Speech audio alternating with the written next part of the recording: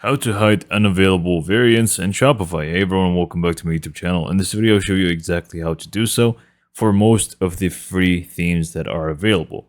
Now, I'm just going to showcase another method as well in case this one doesn't work for your theme. So, first, just go and try out this code. Hopefully, it's going to work for you. And if it doesn't, we're just going to move on to the next method. So let's just go and view our site real quick.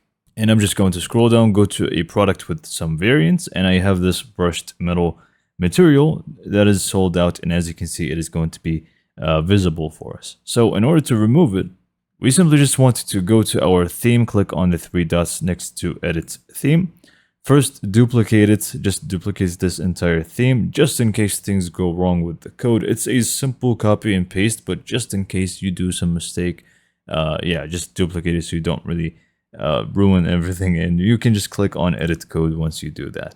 Once this is done, you simply just want to go to the top here and search for base.css,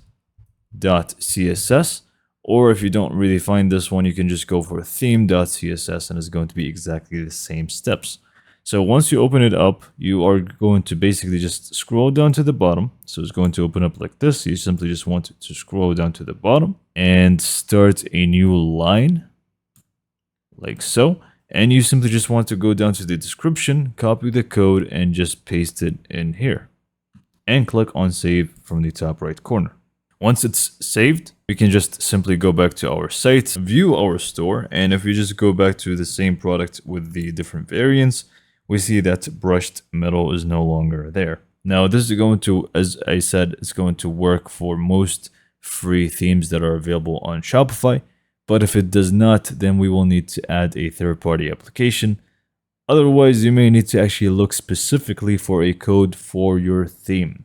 So those are going to be the two different methods that you can do if this one doesn't.